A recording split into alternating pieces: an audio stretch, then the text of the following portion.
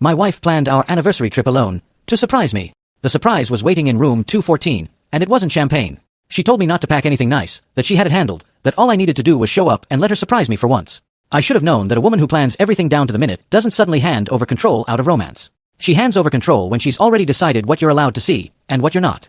My name is Grant Whitfield. I'm 41 years old. I'm a structural engineer, senior partner at a firm that designs bridges and overpasses across the Gulf Coast. The kind of work where a miscalculation doesn't just cost money, it costs lives. I've spent my career double-checking numbers other people were confident enough not to check. That habit, as it turned out, was the only reason I ever found out the truth about my own marriage before it found a way to bury me first. My wife's name is Celine Marchetti. She's 38, a regional sales director for a pharmaceutical distribution company, the kind of job that comes with a company car, a travel budget, and a calendar full of conferences in cities I'd never once been invited to. We met 9 years ago at a mutual friend's engagement party. She wore red, laughed loud enough to turn heads, and told me my tie was the ugliest thing she'd seen all week. We got married 6 years ago on a beach in Destin, just 40 guests, her mother crying through the whole ceremony, my father giving a toast that ran 12 minutes too long. We bought a house in a quiet subdivision outside Mobile, Alabama. 4 bedrooms, a pool we never used enough, a garage I turned into a home office where I could run stress calculations at midnight when a project deadline was breathing down my neck. For the first 3 years, it was good. Genuinely good. We traveled to Portugal for our second anniversary, got lost twice in Lisbon's old town, and laughed harder about it than about anything that had gone right that trip. We had inside jokes that made no sense to anyone else, a running bit about a waiter in Sintra who kept bringing us the wrong wine, a nickname she gave my car because it groaned on cold mornings the way I apparently groaned getting out of bed. She used to leave notes in my lunch bag on days she knew I had a difficult site inspection, nothing elaborate, just a line or two, you build things that hold up cities, you can survive one difficult client. I kept every one of them in a drawer in my office for longer than I probably should admit. We fought about money sometimes. She liked nice things, new furniture, a better car every few years, and I liked saving for things, building a cushion in case a project fell through or the economy turned. It was a real disagreement, not a performance of one, and we worked through it the way you're supposed to when you're actually building something together rather than just occupying the same house. She'd concede on the car. I'd concede on the vacation. We found a rhythm that worked, or that I believed worked, for long enough that I stopped bracing for it to fall apart.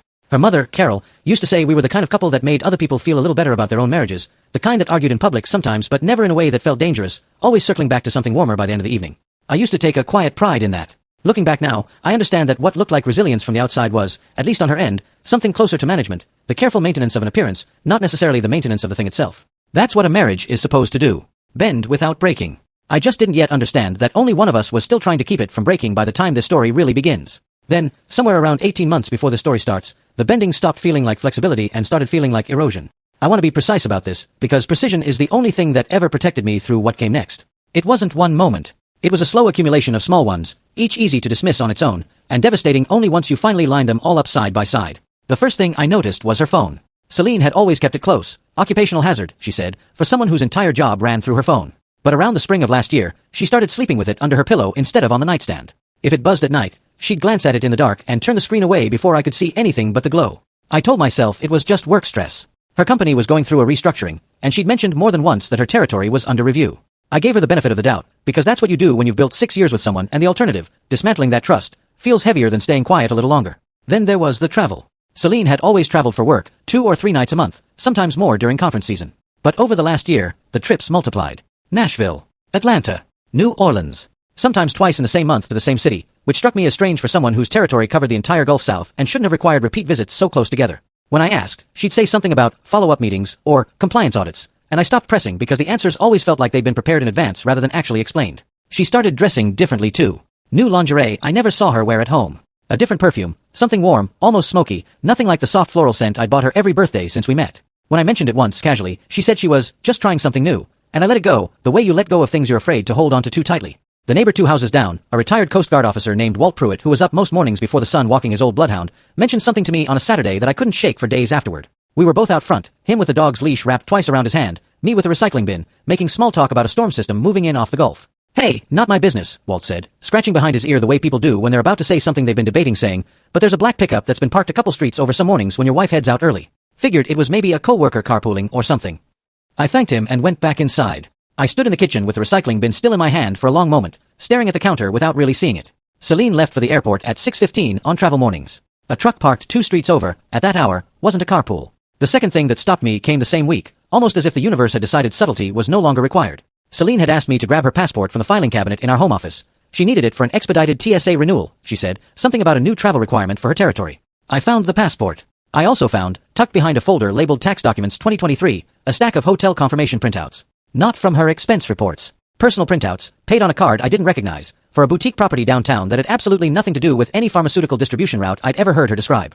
I stood in that office with a passport in one hand and those printouts in the other, and something in my chest went very quiet. Not anger yet. Just a cold, precise stillness, the kind that shows up right before your mind stops protecting you from something it already knows. I put everything back exactly where I found it. I brought her the passport. I kissed her on the cheek before she left for her renewal appointment, and I started paying very close attention.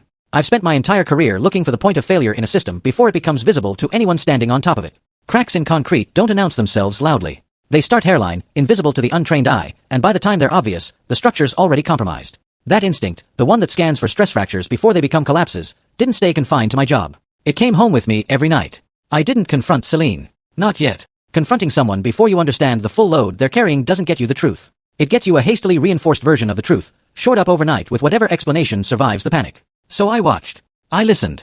I started keeping a mental log the way I'd log stress readings on a bridge deck, quietly, consistently, without letting the subject know they were being measured. The late nights continued, 3, sometimes 4 a week now. She'd come home with a particular kind of composed expression, the one she used to describe closing a difficult account, except now she wore it walking through our own front door. The new perfume kept showing up. I described it once to a fragrance identification service online, out of a mixture of curiosity and dread, and got a match within minutes. A men's cologne, cedar and something sharper underneath. Not mine. Never mine. Then came her sister, Bianca. Bianca had visited twice that spring, ostensibly to help Celine plan our upcoming anniversary trip, our 6th, the one she kept insisting she wanted to handle entirely on her own. No input from you, Grant, just show up and trust me. Bianca and I had always gotten along fine, nothing deep, but easy. During these visits, something had changed. She was too careful with me, too deliberate with her words, in a way that felt rehearsed rather than natural. Bianca had never been a rehearsed person in her life. When I walked into a room where she and Celine were talking, the conversation didn't pause. It stopped, dead, mid-sentence, and they'd both look at me with the same overly neutral expression, like two people caught mid-equation they didn't want me checking their work on. It happened 3 times over 2 visits. The third time, I excused myself to the backyard and stood in the dark for a long while, putting pieces together I didn't want assembled. Bianca knew. Whatever was happening, Celine's own sister knew about it, and she was helping plan something that had nothing to do with celebrating 6 years of marriage. I called my brother Owen that Friday night from my car in the parking garage outside my office. Owen is 38, an ER physician, someone who spent his career learning to deliver bad news without letting his voice shake. He listened without interrupting, which for Owen is a significant act of discipline. How long have you known something was off? He asked when I finished. A few months, really looking at it, I admitted. Longer, if I'm honest with myself. And you haven't said anything to her? Not yet. A pause. Don't, he said quietly. Not until you actually know what you're dealing with. What I hadn't told Owen, what I hadn't told anyone yet, was that I'd already started looking more directly. 3 weeks earlier, I'd run a passive review of our home network activity, nothing invasive, just device logs and connection timestamps over a 2-week window, the same kind of diagnostic review I do on structural sensor data at work. What I found told me Celine's work laptop had been syncing to a personal cloud account between 10 p.m. and midnight on 11 separate occasions. Not her company's server. A personal account, registered under a name I didn't recognize. I didn't dig into the content yet. I wanted to be exact, not fast. Rushing gets you a partial picture, and partial pictures make you act on incomplete information. I'd seen enough poorly diagnosed structural failures at work to know that half-understood problems cost far more than the extra week it takes to actually understand them. The anniversary trip planning intensified through early spring. Celine had booked everything, flights, a rental car, and she said, a surprise location I'm not telling you until we get there, so don't even try to guess. She was uncharacteristically insistent that I not look at any of the confirmations, not even glance at them, so the surprise stays a surprise. For a woman who typically ran our shared calendar with military precision, color-coded and synced across both our phones, this sudden secrecy read less like romance and more like operational security. 10 days before the trip, I came home early from a site inspection that had wrapped ahead of schedule. Bianca's car was in our driveway. Through the kitchen window, I could see them at the table, heads bent close over Celine's laptop, voices low and fast in the particular register people use when they think no one else can hear. I let myself in through the garage instead of the front door and stood in the hallway for a moment, listening. I caught 4 words in Bianca's voice before the conversation registered my presence and cut off entirely. Before he finds out. I walked into the kitchen with my keys still in my hand. Celine closed the laptop a half second too fast. Bianca suddenly found something fascinating about her coffee mug. You're home early, Celine said, recovering first, offering a smile that was technically a smile. Site visit ended ahead of schedule, I said. I looked at Bianca. Good to see you. How's Atlanta treating you? Fine, she said, not quite meeting my eyes. Busy, you know. I nodded, poured myself a glass of water, and told them I had some emails to catch up on.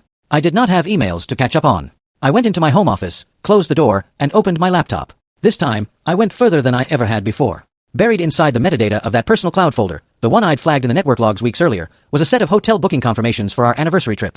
Not the destination she'd promised to surprise me with. A different property entirely, downtown, the same boutique hotel from the printouts I'd found in the filing cabinet months before. Room 214. Booked for 3 nights. And beneath that confirmation, a second one, a separate reservation, same property, same dates, under a different guest name, Trent Bellamy. I sat with that for a long time before I closed the laptop. I recognized the name. Trent Bellamy was a regional account executive at a competing distributor, someone Celine had mentioned in passing over the years, always framed as a professional rival, someone she had to keep an eye on in her territory. They'd apparently been keeping considerably more than an eye on each other. I didn't confront her that night. I picked up my phone instead and called a forensic accountant I'd worked with once on an unrelated matter for my firm, a meticulous, unhurried woman named Renata Cole who didn't ask unnecessary questions. I need a full picture of some financial activity, I told her. Joint accounts, and anything that might be routed somewhere I wouldn't expect. It took Renata 6 days. What she found turned a private heartbreak into something with real legal weight. Over the previous 11 months, Celine had moved just under $184,000 out of our joint savings account, in increments never larger than $9,000, spaced roughly 2 to 3 weeks apart, always on days that lined up with my out-of-town site visits, days she knew about because she had access to my shared work calendar too. The bulk of it had landed in a personal account opened 4 months earlier, solely in her name, at a bank we'd never used before. But it was the secondary transfers that turned this from painful into criminal in scope. 3 payments totaling $47,000 had been wired from that personal account to a business entity called Bellamy Consulting Group LLC, registered 5 months prior in Baldwin County, its stated purpose, independent sales consulting services. Its only listed client, according to public invoices Renata pulled through a records request, corresponded to no business that existed in any state database. In plain terms, Renata told me over the phone, her voice as level as if she were reading off a grocery list, your wife transferred a significant portion of marital assets to a man she's romantically involved with, structured to look like a legitimate business expense. That's not just relevant in a divorce proceeding, Grant. Depending on how it's framed, this could meet the threshold for financial fraud. I wrote that down and underlined it twice. There's something else, Renata added, and I could hear paper shifting on her end of the line. The LLC filed for a small business line of credit 2 months ago, using the marital home as part of the stated collateral basis in the loan application narrative. Not formally attached to the deed, that would have required your signature, but referenced in the application materials as an asset supporting the borrower's financial position. I sat with that for a long moment before I could respond. She used our house to help him borrow money. She used your house to help make his shell company look more credible on paper, Renata corrected gently. Whether the bank would have caught the discrepancy eventually, I can't say. But it tells you something about the level of confidence involved. She wasn't hiding this from you carefully. She was hiding it from you barely at all, because on some level, I suspect she didn't think you'd ever look. That, more than anything else Renata told me over the following weeks, was the detail that sat heaviest. Not the money. Not even the affair itself, which by that point had already lost the power to surprise me. It was the quiet, almost careless confidence behind it. The assumption, apparently held without much doubt, that I simply wasn't the kind of man who checked. I'd spent my entire adult life being the person other people trusted to catch the error before the whole structure gave way. She had married that man, lived beside him for 6 years, and still somehow convinced herself he wouldn't think to check his own foundation. I asked Renata to keep going. I wanted every transfer accounted for, every date cross-referenced against my travel calendar, every dollar traced to wherever it had actually landed. She sent updates twice a week for the better part of a month, a spreadsheet growing longer each time, dates and amounts and account numbers stacking into something that no longer read like a marriage in trouble. It read like an audit of a slow, deliberate extraction, one carried out by someone who had access to every system and simply used it. The trip came 2 weeks later. We flew out on a Thursday morning, Celine bright and talkative in a way that felt performed, checking her phone twice during the drive to the airport, angling the screen away both times out of a habit so ingrained she probably didn't even register she was doing it anymore. She'd told me the destination was a surprise until we landed. When the rideshare pulled up outside a boutique hotel downtown, the same one from the printouts, the same one from the cloud folder, she squeezed my hand and said, "Happy anniversary, baby." I wanted this one to be just us. No planning, no stress. Just trust me. I trusted the paperwork more than I trusted her voice at that point, but I smiled, and I let her walk me through the lobby like a man being led somewhere he'd never been. At the front desk, the clerk pulled up our reservation.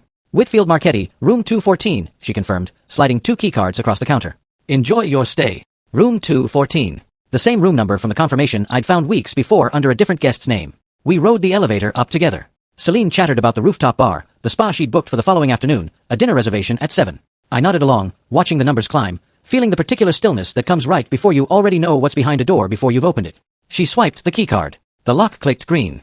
She pushed the door open first, stepping in ahead of me with a smile already arranged on her face, and stopped, hard, 3 steps in, her whole body going rigid. There, standing by the window in a room clearly not expecting a second occupant, was Trent Bellamy. Shirt half buttoned, an ice bucket with a bottle of champagne sweating on the desk behind him, a small velvet box sitting open beside it, the kind of box that doesn't hold cufflinks. Nobody spoke for a long moment. The confusion on his face when he saw me standing behind Celine in that doorway was almost worth every hour I'd spent building the case that got us there. I want to be honest about what I felt in that moment, because I've turned it over in my mind many times since. It wasn't rage. It wasn't even surprise, not really. I'd already seen every piece of this laid out in spreadsheets and wire transfer confirmations weeks earlier. What I felt was something closer to a long exhale. The particular, exhausted relief of watching a suspicion you've carried in silence finally step out into the light where everyone else can see it too. There was a version of this moment I'd imagined more than once over the previous 2 weeks, lying awake beside a woman I now understood I barely knew anymore. In that imagined version, I yelled. I threw something. I said all the sharp, wounded things a person is entitled to say when they discover the person they married has been quietly dismantling their life for the better part of a year. Standing in that doorway for real, none of that came. What came instead was almost clinical, The same steady, detached focus I bring to a site inspection after a structure has already failed, and the only useful question left is how, and why, and what it will take to make sure it never happens again. Celine's hands were shaking. I noticed that distantly, the way you notice a detail in a photograph rather than something happening in front of you in real time. Trent hadn't moved from the edge of the bed. The champagne bottle kept sweating quietly into its bucket, utterly indifferent to the three people standing frozen around it. Grant, please, Celine said, her voice climbing towards something desperate. Let's just go somewhere and talk about this, just the two of us. I can explain everything, I promise you it's not what. It's exactly what it looks like, Celine, I said. It's been exactly what it looks like for months. I just waited until I had proof instead of just a feeling, because a feeling wouldn't have held up to anything, and I wanted to be sure before I said a single word. She didn't have an answer for that. For the first time since I'd known her, I watched Celine Marchetti run out of things to say entirely. Celine, Trent said carefully, like a man trying to work out which version of events might still be salvageable. I thought, you said he wasn't going to. I didn't say anything to him, Celine said quickly, turning to me, already assembling an explanation. Grant, I can explain, this isn't. He's a colleague, we were just. Room 214, I said, my voice level, booked 3 weeks ago under Trent's name, at this same hotel, for these same dates.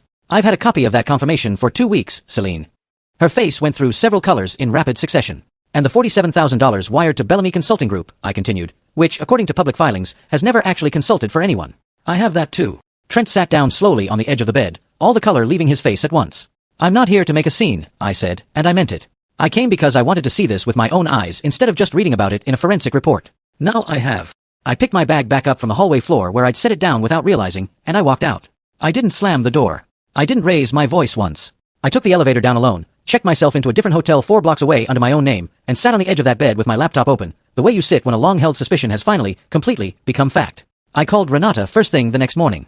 I need everything finalized, I told her. Every transfer, every date, the LLC registration, all of it, in a format I can hand to an attorney today. I'll have the full report to you by end of day, she said. I called my attorney next, a measured, unhurried man named Harold Pruitt, who'd handled a property dispute for my firm years earlier and had a reputation in Mobile's legal community for being nearly impossible to rattle. I told him everything. The transfers, the LLC, the hotel room, the diamond ring sitting open on a hotel desk while I was still legally married to the woman it was apparently intended for. Mr. Whitfield, he said, after I'd finished, I want to move on this before she has the chance to retain counsel and construct a counter-narrative. The evidence you have is unusually clean for a case like this. That won't stay true forever if we wait. We filed the following Wednesday. The petition went in at 9:20 that morning. By 9:50, a court order was issued freezing the remaining joint accounts, pending equitable distribution review, with Renata's forensic report attached as a supporting exhibit. By early afternoon, a formal notice had gone to Celine's employer's compliance department, not anonymously, not informally, but through Harold's office directly, flagging that a company vehicle and company-affiliated funds may have been used to facilitate transactions under review in an active civil proceeding. I want to be clear that I didn't do this out of spite. I did it because a company distributing pharmaceuticals has its own compliance obligations, and withholding relevant information from them wasn't my decision to make on their behalf. Celine's phone started ringing that afternoon. I let it go to voicemail twice before I answered on the third call. What did you do? Her voice was tight, the sound of someone who's just discovered every exit from a room has been quietly locked while she wasn't looking. I filed for divorce, I said. And I made sure what's left of our joint accounts is protected while the court sorts out what happened to the rest of it. You had no right to contact my employer. I contacted an attorney's office, who sent a formal notice about relevant financial activity, I said. What they do with that is their decision, not mine. A pause, and then, her voice dropping into something harder, more deliberate, the tone of someone reaching for whatever leverage might still be available. Grant, we don't have to do this. I made a mistake. People make mistakes. You moved $184,000 out of our joint account over 11 months, I said, keeping my voice even, not cold, just clear. 47,000 of it went to a man's shell company while he had a ring waiting for you in a hotel room you booked under his name. That's not a mistake, Celine. That's a plan. I just happened to find the blueprints before you finished building it. The silence that followed had a texture to it. The particular sound of someone realizing the version of events they'd rehearsed no longer had anywhere to go. My name isn't the only one that's going to come up in this, she said finally, her voice tight. You had someone dig through my accounts. That's an invasion of privacy. Everything Renata reviewed was joint marital property, I said. You can raise that with your attorney. I'll pass it along to mine. I ended the call and saved the recording. Alabama, like many states, permits one-party consent recording of phone calls, meaning that as a participant on the line, I was within my legal right to preserve it. Every unguarded word about mistakes and accusations of invasion of privacy was now documented in her own unrehearsed voice, recorded before she'd had the chance to construct a lawyer-approved version of events. The attorney Celine ultimately retained withdrew from the case within 3 weeks. Once Harold's office flagged a conflict of interest, the firm had represented a former business partner of mine on an unrelated matter 2 years earlier, and once that connection surfaced, continuing to represent Celine against me wasn't something the firm's ethics board was willing to sign off on. Losing counsel mid-proceeding cost her nearly a month in delays, the kind of setback that compounds every other disadvantage already stacked against you. Bianca called me once, about 3 weeks into the proceedings. I almost didn't answer. I need you to know I didn't want to be part of any of it, she said, her voice unsteady. She asked me to help plan the trip. I didn't know what she was actually planning until it was already happening. I thought about the 4 words I'd overheard through that kitchen doorway. Before he finds out. I didn't say anything about it. There wasn't much point anymore. I appreciate you calling, I said, and I meant that much at least. I don't have anything else to say about it beyond that.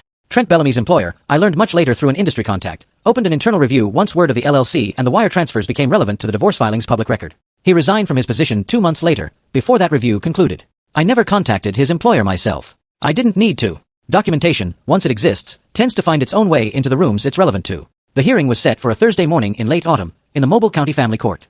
I arrived 20 minutes early, found a seat at the plaintiff's table, and reviewed my notes while the room filled in around me. Celine came in with her second attorney, a capable-looking man who'd clearly inherited a file that was already substantially stacked against his client. Celine was dressed carefully, understated, the image of a composed professional navigating an unfair situation. I noticed the effort in it, the way every detail of her appearance had been calibrated for the specific audience of a judge. Judge Miriam Castle entered at 9:05, unhurried, a reputation in the local family law community for reading every filing thoroughly before she ever sat down and having very little patience for performances in her courtroom. She opened the folder in front of her, scanned the first page in silence, then looked up. I want to address something before we begin, she said, folding her hands. The response filed on behalf of Ms. Marchetti raises emotional dissatisfaction in the marriage as context for the financial transfers in question. I've read it carefully. Emotional dissatisfaction is a human experience. It is not a financial instrument, and it does not, on its own, explain wire transfers to a third-party LLC registered by the person she was involved with. Are we clear on that distinction, counsel? Celine's attorney said they were clear. Renata testified next, methodical and unshakable under cross-examination, walking the court through every transfer, every date, every dollar. The recorded phone call was entered into evidence and played in full, Celine's own voice, unrehearsed, filling the courtroom with the words, "You had no right," and "I made a mistake." The hotel confirmations followed, along with the LLC filing documents and the corresponding invoices for a client that didn't exist. By the time Harold rested his case, Celine's attorney had very little left to work with. He made his arguments carefully, professionally, but arguments built on a foundation that thin don't gain structural integrity from good delivery. I know that better than most people in that courtroom. It's my entire profession. Celine testified in her own defense, briefly. She described the marriage as having grown distant over the last 2 years, described feeling unseen, described the emotional weight of a partner who, in her words, cared more about blueprints than about her. I sat and listened to all of it without reacting, the way I trained myself to sit through difficult client meetings, face steady, pen moving occasionally across my legal pad, giving away nothing that could be used as leverage later. Some of what she said wasn't entirely untrue. I had, at times, buried myself in work rather than face what I already suspected was happening at home. I'll carry that piece honestly, because pretending I was a flawless husband would be its own kind of dishonesty. But feeling unseen doesn't require a shell company. It doesn't require a hotel room booked under another man's name at the same property, on the same dates, as an anniversary trip. Whatever distance existed between us, it was never the reason for what she built behind it. It was, at most, the excuse she'd assembled to make the plan feel justified to herself. Her attorney pressed on the point of my having hired a forensic accountant without her knowledge, suggesting it reflected a pattern of control, an unwillingness to trust. Harold's cross-examination on that point was brief and precise. Ms. Marchetti, he asked, standing but not raising his voice, isn't it true that the forensic review your husband commissioned was conducted entirely on jointly held marital accounts, to which he had full legal access and equal ownership? Yes, she admitted, after a pause. And isn't it also true that the transfers under review moved funds out of those jointly held accounts into an entity managed by a man you were, at the time, romantically involved with? The pause that followed was longer. Yes, she said again, quieter. Harold didn't press further. He didn't need to. Judge Castle made a note without changing her expression, and the courtroom sat in the particular silence that follows an admission nobody bothered to argue with. Judge Castle ruled the same day. She ordered full recovery of the transferred marital assets, directed the remaining balance in Celine's personal account to be returned to a court-supervised account pending final distribution, and referred the Bellamy Consulting Group transfers to the District Attorney's Office for review under the state's fraudulent conveyance statutes. She made no ruling on that referral. That decision sat outside her jurisdiction, but her language made clear the transfers weren't consistent with any legitimate financial purpose she could identify. The divorce was finalized 6 weeks later. Our house, purchased and titled in both our names, was sold. The proceeds split according to the court's final order, weighted in my favor to account for the funds Celine had already diverted.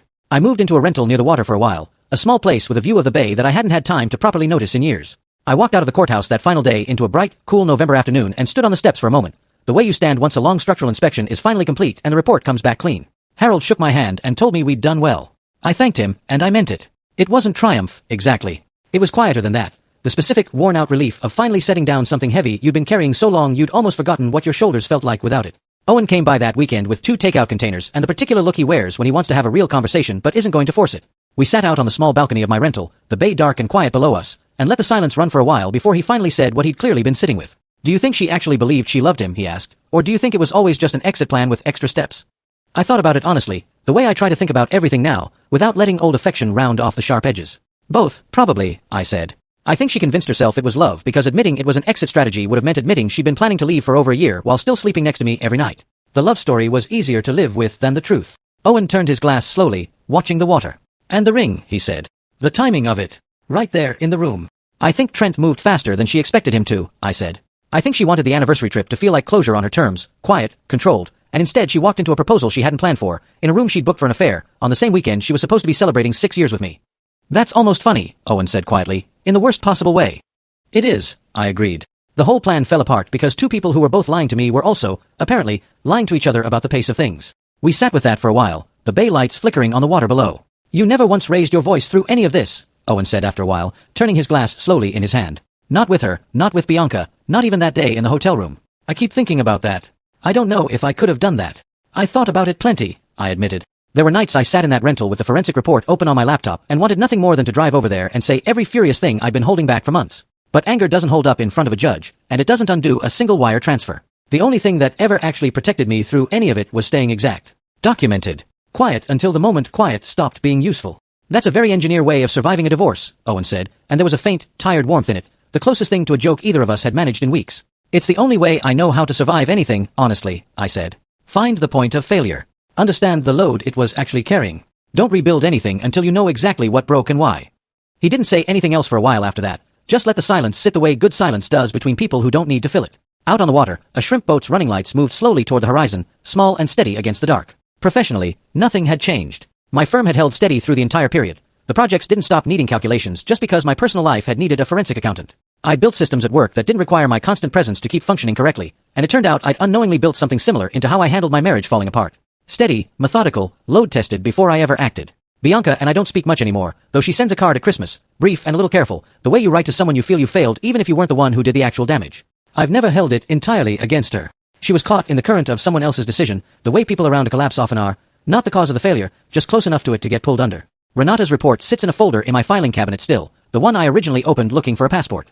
I keep it not out of bitterness, but the way an engineer keeps a failure analysis after the repair is done, not to relive the collapse, but to remember exactly what a hairline crack looks like the next time one starts to form, long before anyone else can see it. 5 months after the divorce was finalized, I was at an industry conference in New Orleans, the kind of 2-day event full of panel discussions and evening receptions I'd almost skipped, before deciding that isolating myself further wasn't the same thing as actually healing. I found myself in conversation at the evening reception with a woman I hadn't met before, a civil engineer from Baton Rouge, direct, dry-humored, with a kind of economy of language you only get from years in a field that doesn't reward decoration or excuses. We talked for the better part of an hour before she mentioned, almost as an aside, that she'd spent years doing failure analysis on infrastructure collapses before moving into her current role, studying, professionally, exactly how small unnoticed stress fractures eventually bring down something everyone assumed was stable. That's oddly close to my own specialty, I told her, and something in the way I said it made her tilt her head slightly, curious. Personal experience, or professional? She asked. Both, as it turns out, I said.